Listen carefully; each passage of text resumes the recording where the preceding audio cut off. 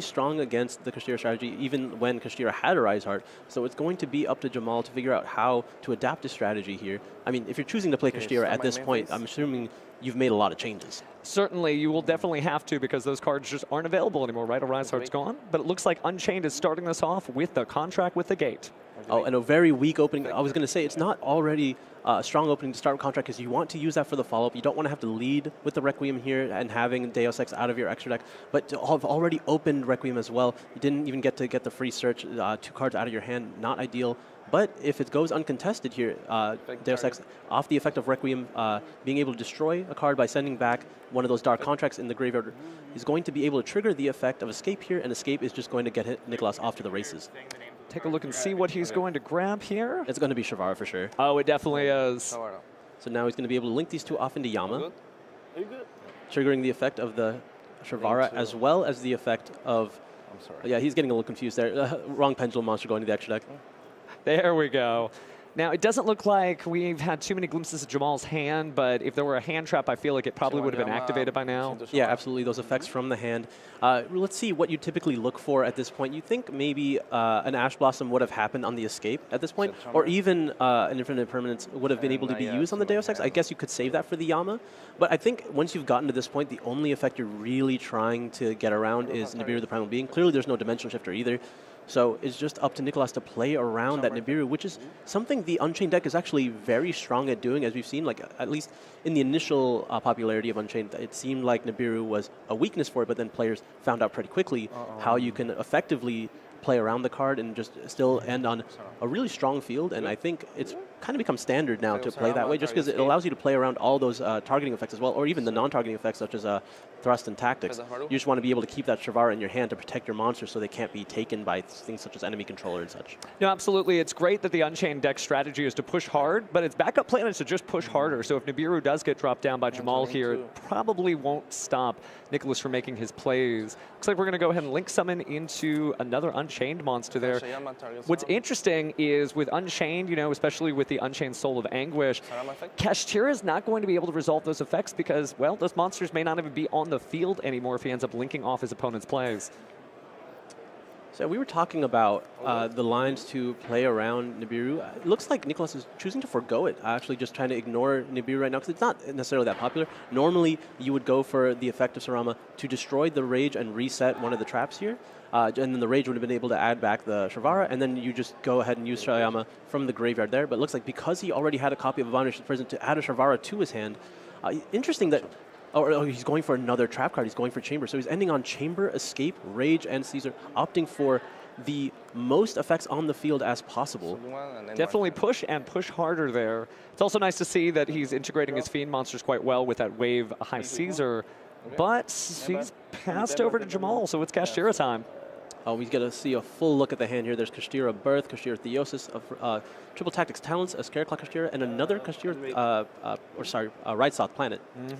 Starting off with that Pressured Planet Right Sock, going to go ahead and search the deck for one Kashtira monster. He went right for that Unicorn with no hesitation. I imagine that's going to be met with Escape very soon. Likely, going to go ahead and summon to the field. Yeah, I feel like you're going to use Escape here rather than using... Oh, no, he's going to just let it resolve because he can attempt to negate the Theosis with the Caesar here. But I think I might... I guess... It's just a little risky because you are playing into those tactics cards, whether it be Thrust or Talents. But that might just be okay because they can't take everything. And you're maybe assuming people are more interested in those effects from the hand that you mentioned earlier, this format, that's the way things have developed, rather than those Thrust and Tactics and didn't really want to play around turn 1, or game 1 rather. Speaking of the past, there is that Triple Tactics Talent. See what effect he activates. Take it through. To take? Yeah. Oh, he's going to take the monster. Yeah, it seems to be the standard choice here. So he's going to use Escape here. He's going to target his Rage and his Rage and Caesar. Going to be able to destroy both. Going to be able to use the effect of the Shavara to get another trap card, Caesar to add Dark Contract, Rage to add back a monster, and Yama if he chooses to summon back a monster. Possible unironic Chain Link 4 there. Chain 3 and Chain 4. Okay, he's doing all 4. Doesn't look like there's any response from Jamal's side, so it's time to start resolving. So, give me some clarification here. Is Kashtira Theosis use once per turn or an activate once per turn? I believe it's a I have to use banish once this. per turn. Well, that's fantastic, because Caesar does negate the activation, but use, Kashira, unfortunately, you'll not be able to activate it again. escape. It's one of those things where, you know, Then you might want to have those cards DDD, burned out of the deck. It's not like we're contract. under Kashtira a Rise Heart where you would constantly be this recycling the one. effect of that. Confirmed it is use once per Kashira, turn, so and by yeah, my negating that, special he doesn't have to worry about it at least for the rest of this turn. I mean, this is why Unchained is so strong. You get so many free cards, and essentially, if you're not able to take the game in your turn in the battle phase, good. they're going to have so much follow-up that it's going to be really hard to recover. Unicorn does get to go after a card in the extract here because a monster effect was activated. I did see that SP Little Knight there, a couple other great choices, but he is more interested in the Divine Arsenal Zeus above all others. I can't imagine not going for the Little Knight here. The Little Knight is very, very good. He must just feel confident that he can play around single spot removal, but he's more worried about Zeus basically clearing the field. Are going to activate Pot of Prosperity. Take a look at what his banished targets are. I suppose he does already have access to Birth, and Escape has been used. So he's not super worried about the interactions from a Little Knight. Both players are playing pretty fearlessly, right? On Nicholas' side, he wasn't really worried about Nibiru, and on Jamal's side, he's not worried about SP Little Knight. So we're going for 6 here. There's a Dark Hole, not necessarily the strongest card in this matchup, but a Rage has been used for most of its value already. It's not going to be able to add a card back from the graveyard, and there is still a set chamber that we know of, so you're not going for it. What? Looks like he grabbed the Fenrir, though. It's going to put the other cards back at the bottom of the deck. All right, so he's going to be able to normal summon that with the Birth. Okay. Upside. So he's doing it the other way. Keeping some good Yu-Gi-Oh! Hygiene, making sure those cards are correctly in their zones. Going to activate Kashtira Birth next. So now we can normal summon some level 7s. I imagine this seems super risky to do now, because if you're going to commit the Fenrir, all he has to do is activate the Rage, link away with the Fenrir, and Little Knight banish the Birth, and that's a huge exchange. It's pretty rough, and maybe this fearless play is going to backfire, but we'll have to see what he's going to do next. He's going right into it. I can't imagine like Rage is being active. Oh, he's going after the Unicorn here. Interesting. I don't know that I would have done that because now you've activated a monster effect, and that Kashira Fenrir might be able to banish a face-up card face down now. I think maybe he wanted to do it this way because Fenrir can only go after face-up cards, so he's going to go after the Birth, and he's going to be able to deal with the Fenrir as well because Little Knight gets a chain. Wait, did you target the Birth of the Fenrir? Yeah, no, banish. Oh, why would you go after the Fenrir? Okay. The Birth is right there. And interesting. Any other Kashira monsters in the hand, he could go ahead and summon them, but also you can use Kashira Birches to special summon a banished one too. And so here it comes back. All right. Little smile from Nicholas there. I think he might appreciate that. I think he sees potentially the error of his ways there. Now, luckily, this is only game 1, but it's kind of neat to see that these decks are still thriving and out there. Last week, we were focused mostly on Age of Overlord, obviously, and Age of Overlord is having a huge impact just on this duel with the SP Little Knight, but Kashtira is still around. Just because your favorite or most powerful card ends up on the Forbidden Limited list doesn't mean you have to pack the deck up. We do see Tillman's Kashira added here. So both Tillman's Kashira and Scareclaw Kashira in hand. A lot of quick effects, and I think we are going to go ahead and use that now. Looks like Tillman's Kashtira, banishing the Tillman's Unicorn, or excuse me, the Kashtira Unicorn. Banish top 3 is 3. How much? Banish 3. 3. No, not bad. I'm bad. It sends a top 3. It does. There are no banishes currently. I feel like that might be Kashtira Riseheart, you know, in his memories. Saw the Rakea, looks like a tour guide. Yeah, it was Tour Guide, Rakea, and Thrust. And Thrust, okay. Magic card. Now that could be huge. That means it's a little safer for Jamal to activate monster effects during Nicholas's turn. Yeah, and there's a Scareclaw Kashira banishing the Theosis. Theosis will be able to add one of those Kashira cards back. But this also go to activate that too. Okay. So this, when this go to banish, I get to bring Well, back Catching also.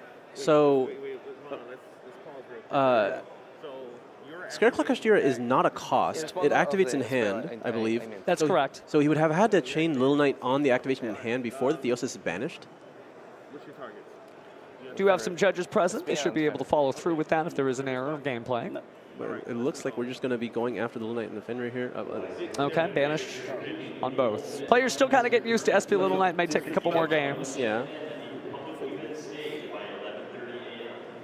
Are going to go ahead and add The Unicorn back to hand. a Unicorn's seen a lot of actions, but the graveyard, it's been banished, it's been on the field. It's been everywhere. You know, he's a traveler. I did. I'm sorry. I didn't use it. So, instead of going to battle phase, I'm sorry. Right, gets to go into the battle phase, potentially swinging with both, unless Nicholas wants to use the chamber here. Got 2 attributes on the field, so this should be 2,500. Oh, yeah, right. So you get 12. So 12. Oh, but it's Prosperity, yes. 27 and a half and 27. 1350. Okay. Just taking some chimp damage here. Nothing to really worry about just yet. Fun little Yu-Gi-Oh math. Players doing a great job keeping their life points on paper. Yeah. 54.50. So at this point, For me, what do you think Jamal's trying to do Yeah. to mitigate Nicholas's next turn? It's difficult, right? This is not the same Kashtira deck it was just a few months ago, so you can't just put Kashtira, Shangri, Ira, and pass. That would not necessarily really put anything strong up on the board. But at the same time, you have to do something, because Scareclaw Kashtira really doesn't do anything outside of the battle phase, and Tearlament's Kashtira, well, isn't going to do anything until it gets sent to the graveyard. So it looks like we are going into an Xyz summon. I feel like it probably still is going to be the Shangri-Ir, though. I know, but I just hope... Oh, Flare Metal. He did say that was his favorite card, didn't he? He did. He is showing that card off, and it's fantastic. If you're unfamiliar with it, after each card resolves for Nicholas, it's going to be 500 damage. take 5. This is so interesting here that he opted to destroy the set chamber that he had not used yet. Unless he set another chamber as well off the effect of the other Sharvara that was sent to the graveyard this turn. So Sharvara is going to be able to summon Abominable here. So Jamal's goal might really just be, because Flare Metal Dragon has material, should be able to be destroyed by card effects, maybe just to weed out Nicholas's life points piece by piece by piece as he continues to play. I mean, Bring a magic card?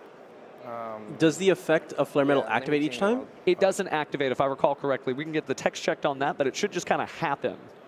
Okay. Aggravating this, right? Well, Yeah, I know Flare Metal can't be destroyed, but I'm sure it can be targeted. And between Unicorn and Anguish, I don't think it's going to last very long. It did confirm that it's just going to be a continuous effect that resolves, so that's not going to put you in like triple tactics talent territory. That would be quite funny, to steal your opponent's burn monster and burn them a little. Yeah, so Nicholas made another slight misstep here. He activated the effect of Abominable, attempting to destroy the Flare Metal. Flare Metal cannot be destroyed. And that might have been his ace in the hole, just thinking to himself, okay, people are destroying cards a little bit more. Maybe I'm just going to bring out this monster that says no. Yeah, giving up the Standby main phase. chamber to do that, it's a little rough, but he does get another trap here. As soon as he links away the Sharvara, he's going to be able to go into Yama as well. He just needs to deal with the Fenrir at this point. Fenrir is definitely the threat. Red Eyes is dangerous to your life points, but it's not really dangerous to your cards, whereas Fenrir could banish one of those face down. But this will be interesting because, you know, pretty decent stats. Might have to actually really push harder like we were talking about with the Unchained strategy. Might need larger monsters to get through this. I wonder if you're trying to commit to a battle phase this turn, where I don't think you necessarily need to go for game. You might just want to clear the Fenrir off and then try to deal with the birth. Obviously, you know the Unicorn is still there, but you can just set up Rage, and or even just go. You probably want to Anguish away the Flare Metal and just allow him to special summon the Unicorn in the next turn, but you just deal with it with another Rage at that point.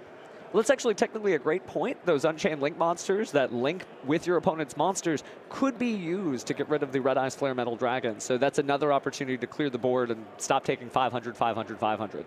Yeah, I think like that might something simple like that might just be the play here. Just go ahead and into the battle phase. Abominable gets to attack over the Fenrir. But it looks like we're going to go straight into Anguish, I think, from this. Yeah, and Anguish is going to be able to activate its effect to link away with the Flare Metal. Unfortunately, that will be able to trigger the Fenrir, but maybe that's just okay. Okay, that's fine. It's one of those things where I do believe you're right. This isn't going to be a matchup where anybody just goes in. It's really going to be about cleaning up shop and then the next turn finishing them off. Yeah, when I think both players are like running kind of low on resources, I think you just want to really eliminate as many variables as you can, and you just want to keep as many points of advantage as you can. So allowing Fenrir to get a hit here could be really annoying. Take 500. Oh, see, this is if you're going to activate the Sharvara effect, you are going to potentially lose your Anguish here.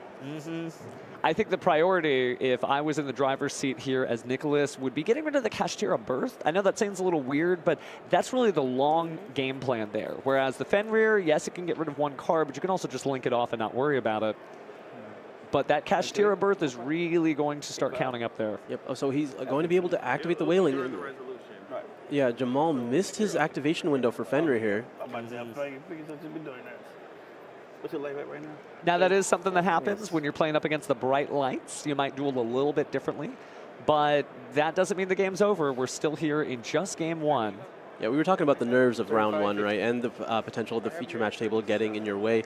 I think both players are playing a little sloppy here, but, you know, that's just something that happens round 1. A little bit of a scrim game of Yu-Gi-Oh, but in game 2, they might clean that up, and this can really change things momentum-wise. Yeah, Nicholas just also activating card after card instead of just dealing with the Flare Metal outright. And that Flare Metal, I think, is really going to showcase there's other ways to win, right? Last YCS Indianapolis, we were able to see Exodia on stream. Now we're seeing that effect damage is still a thing. Well, this is interesting. He's going to link away with the Fenrir. To link. Okay. Yes. Like, That does mean he's taking another 500 damage. Jamal really likes to just banish everything because he assumes that Rise Heart's still there. He feels it in his heart. Oh, he's going for Abomination. Magic card. Interesting. Yeah, it looks like he's just going to leave up the Flare Metal because it doesn't really matter. As long as you have 1 life point, you can still win a duel, so he may be taking that same philosophy here. Yep. Yeah, so he's going to be able to just clear off all of the other cards here. He's going to set up Abomination. And then he still has the, I believe, set Escape from this point. Can Flare Metal be destroyed by battle? It can be destroyed by battle, Oh, so okay. that's why I've seen it. Yeah, we're just going to be able to go swinging in here. If he does have access to Chamber... Oh, actually... Looks like we're doing the math here. We may be out of life points. No, he's just... I think they're just making sure everything is accounted for. 2,200 sounds like what the judges said the total life points were. Yeah, that's plenty. A lot more than 0. You only need 1. So that's the thing here. I don't think I would have gone after the... I guess it's fine. So this is the interesting situation, right?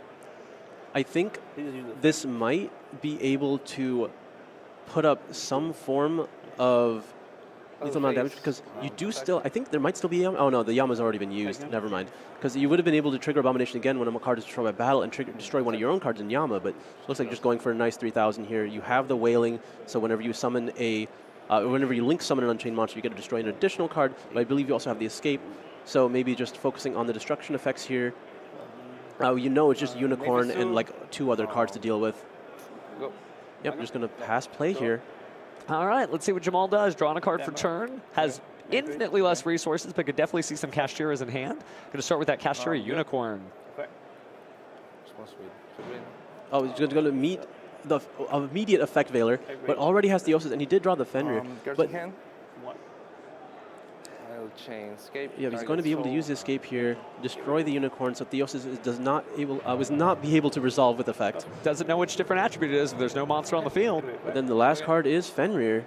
Beautiful OTS Ultimate Rare, it looks like. I mean, that is just, he's just going to be able to attack for game with that because of all the damage that Nicholas has taken. It shows you that Red Eye's Flare Metal Dragon really contributed to this duel. It didn't seem like it did a lot, but you look down at your duel disc and the life points are ticking down. Nicholas, I think all his missteps really cost him here. Hey, but it's only game 1. Now, Jamal doing a good job of pivoting into the situation. No, not yet. Activate the other effect too. Banish first.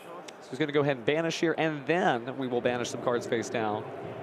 Feels like we haven't actually done a whole lot of that in this Kashtira match. Yeah, not a lot of banishing going on in general. It seems like a lot of their own effects were the ones banishing between Prosperity and Yama.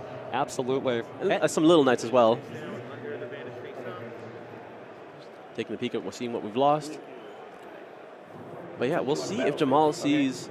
oh yeah, no, he went right into battle phase and he's able to use the effect of Fenrir to banish the Abomination, and that is good enough. That's good. So that is game 1. All right, I did take a peek at an Ash Blossom in Jamal's hand there. Yeah, Ash Blossom and Infinite Impermanence. This is going to bait out one of them. This is huge. You got to make a choice here of which 2. Oh, no, it baits out none of them. Okay. I think because Jamal sees the Dark Hole in his hand, like maybe he wants to hold the Infinite Impermanence, and he's just going to try to use Ash on the first Unchained effect in the graveyard that would summon from the deck. It's definitely not a bad idea. Let you conserve your resources and just use Darkhold to clean up shop on the following turn. Looks like we're going to have the Unchained Soul of Yama. Into Rhino. Oh, there's the Imperm. That's good. Okay, Infinite Impermanence is going to be able to stop the Yama here, but you do still at least get the trap card off the Shavara. So attempt with Shavara effect. If Nicholas already had a copy of Aruha or Shavara in his hand, he's still free to go. So Shavara's going to go ahead and set a card on the field. That's Ash Blossom's blind spot, right? It can stop you from sending, it can stop you from drawing, but what it can't do is stop you from setting. Yeah, Yep, and there is an Aruha. Aruha is going to be able to just... No, I have straight. You have Jamal a little shocked here. Like, he did already have the Aruha. Just confirmed he didn't add it to his hand off the effect of Yama. But, I mean, this is where you'd probably Ash Blossom here. Like, if you committed the Infinite Permanence already. But no, like, at this point, there's nothing really left to Ash. Sarama is going to be able to reset that escape. Sarama effect target escape. Might have been caught looking here, just staring it down, thinking a little too much on what to use the Ash Blossom on, but he also might have a game plan that we're not aware of. Still climbing through here. Yep, there's the Shayama from the deck. Now, Nicholas, I wonder if he's going to still try to play around something along the lines of Nibiru. We did see the Infinite Permanence come down, so he now is aware that Jamal is having those cards. But, I mean, he's already used the effect of Sarama, so I don't think he has much of a choice. He's probably just going to use the Shayama here on the Sarama. Do have that Unchained Soul of Rage, which is helpful for the next match, but he, having come from a losing position, might want to compensate, put more on the board. So he's activating Abomination Prison now. Hand very strong into multiple interruptions. We talked about this, like how Unchained can be really, really strong into those points of interaction from the hand, and this is why he would have been easily able to play around both the Ash Blossom and the Infinite Permanence here, even though the Ash Blossom hasn't been activated just yet. But it looks like Nicholas added a Shrivar to his hand just to have it at this point. So at any point, if Nibiru, the Primal Being, is activated, he's going to be able to chain the Shravara and at least get some value. Or, I mean, you don't really need to chain it because you do still have the trap set. You just want to be able to trigger the Yama, and then you're still able to put up a field here. Starting to look like an Xyz summon is coming our way, and that would be a decent field to have Caesar backed up by the Unchained Soul of Anguish, because again, you have two ways to basically stop monsters from being put on the board or deal with them once they are put on the board. Oh, and there's another set from the hand. If it's another copy of Chamber, because we went for Escape outright, this could be really important. The Ash is not going to do much. The Dark Hole doesn't really do that much either. I mean, he gets rid of the Caesar, but the Caesar wasn't going to be posing that many problems. And again, he's going to get like 4 cards out of this. Well, 3, but yeah. So I imagine the Yama will just be used. Definitely some decks you don't want a Dark Hole against because you're benefiting your opponent more than you're benefiting yourself, which is why it's now, historically a 3. At least it gets the Caesar out of the way, and that is a huge threat for a lot of strategies. Not so much against Kashira, because you are playing into everything when you activate Caesar, and all the other effects are they're just going to not activate, so they just summon themselves from the hand. So yeah, it looks like Rage is going to go ahead and add the Sarama back to hand. Shravara is going to set Chamber. The Caesar is going to add a Dark Contract. And then Yama, I imagine, is going to resummon that Rage. So you mentioned technically that you don't get a lot of advantage from playing the Dark Hole, but I think from Jamal's perspective, he might just be trying to get rid of those effects, right? Clear the board, deal with those things that we know are going to happen, and then start being able to play to his own tempo, which he's starting now with the field spell, Pressure Planet Right Slot. Grab another Kashtira. All right, so something we saw here, the Unchained Soul of Yama was not used, which is a clear indicator that Nicholas actually does have Chamber set as his other card from hand. You think that's going to be the one on the far left? Yeah, because at this point, he didn't want to activate it already to play into whether it be Talents or Thrust to find a way to take the Rage to at least eliminate it as a variable. He wants to be able to use it immediately and take out one of Jamal's monsters. Looks like we're starting with Kashtira Unicorn, taking a look at that very set card. Oh, it's just an Infinite Permanence, actually. Interesting. Oh, okay. So I think what he's doing is he's going to save the Yama because he has access to a Shravara in his hand, so he can trigger Yama whenever he wants. This is effectively the same thing. Definitely saying no and no and no, though, trying to keep Kashira Unicorn from getting any new friends via its own effect or via Kashtira Theosis. Yeah, the Kashira spell cards aren't so powerful, but each individual monster can generate so many other cards. And Nicholas here, again, not really worrying about his life points, just going ahead and allowing this Unicorn to do its thing, hit him for 2,500 here. Not really doing a whole lot, and just trying to, yeah, so I think this is where you have to do something. You don't really want to let him make Baron de Fleur. No, you do not, but we do see a 7 and a 3. So you're just going to leave that, you're going to leave the Ash Blossom on the field, and then just get rid of the Unicorn as soon as you can. Jed just taking a quick look at that card. I'm curious to know if there is a condition on Kashtira Theosis. Theosis does lock you into Xyz monsters after you use it. The effect was negated. Yeah, which is, I believe, what they're looking for. Because whether it's conditioned on the activation of the card, or is it part of the entire effect that was met with Ash Blossom? So that's actually part of the effect after it resolves, the effect was negated. Yeah, so it seems like they're confirming that Theosis, it's part of the effect to not be able to see summon, so you are still able to synchro summon at this point. It says also for the rest of the turn, but actually, yeah, it's an So Nicholas making sure if he even had to activate anything here, but it looks like he will have to. Yeah, Jamal is not waiting for anything, but Nicholas has a response. He's not going to allow him to go into Baron de Fleur. No, once the judges confirmed that he was able to synchro summon, then yeah, it immediately came down. Yep, going to be able to destroy that escape that he didn't have to use yet. Opting to, like, in this instance, it makes a lot more sense, given the escape was activatable. So this is interesting. He's, again, still not using the Yama, opting to get rid of a card in his hand. He's going to get rid of the Sarama, taking away his follow-up, but he still, again, has the Yama in his grave. But likely maybe he wants to keep it in the grave to chamber it out on the following turn. Oh, but there is an additional response here. He has the Scare Claw Kashtira. That's still 7-3. Nope, like he sees his mistake again. That chamber was set this turn off Sharvara. No, he's going to have to let it go. Yes. So we are going to see that level 10 synchro. Likely Baron de Fleur. Baron's going to be able to take out the Sharvara, which has already activated its effect this turn. And unfortunately, because of the effect of right side, it's going to be, oh, look, he's going after the Abomination. Interesting. Draw for turn. And just past there. So this gives Nicholas some options. He just has to oh yeah, the Dark Contract will force everything. Yeah, he's going to be able to immediately negate that. So now his chamber will essentially do everything he needs it to do. He's going to be able to turn for Yama. Like, it's not really anything on the other side either. Okay, well that'll do. Thrust, yeah. Opponent controls a monster, so we get to add that card directly to the hand, and it's going to be triple tactics talent. I wonder, does Jamal have any cards left in his hand? If he does, I think he should just go after his hand. Oh no, it doesn't look like there's anything left. And then just activating chamber here should do it. Now that'll be good math for game. See Jamal looking pensive, has his notepad. Oh, but no additional summon. Well, you get to use chamber in the battle phase here. Might be saving it just to make sure that he's safe. Mm-hmm. So this is 5,000 damage. Activate chamber. You're just going to summon back the Abominable for the other 3,000. Keep it simple. That's all you need to do. And so with that, that closes out game 2. So obviously now we've got ourselves a match here, 1 apiece. Here, Richmond, Virginia. We'll see if Jamal even... Okay, so I was going to say, does he even want to go first? But he's going to immediately start with Dimension Shifter. And we'll see if Nicholas actually plays... No, it's going to be immediately in the right side. Okay, that's going to change things up a little bit. We're finally going to see Banishing and Banishing Services, which Kashtira are known for. Going to go through the deck here with the right side. Kind of gives you a preview of what he already has in his hand because he's grabbing the Unicorn, so maybe the Fenrir is close. It's very interesting because I was wondering if that was going to be Jamal's strategy because I did see the Dark Hole still in his deck. And there's infinite permanence to cut off the Unicorn here. That is not going to go as planned then. You're right, though, with Dark Hole and something like Dimension Shifter, that is a completely different card effect. But pass turn back over to Nicholas with just that infinite permanence locking things down. I think the big thing you're looking for once Dimension Shifter is already active. I mean, given the Unchained strategy is not even that bad at playing when all your cards get banished because their effects still trigger. It doesn't mean most of them don't have to go to the graveyard here.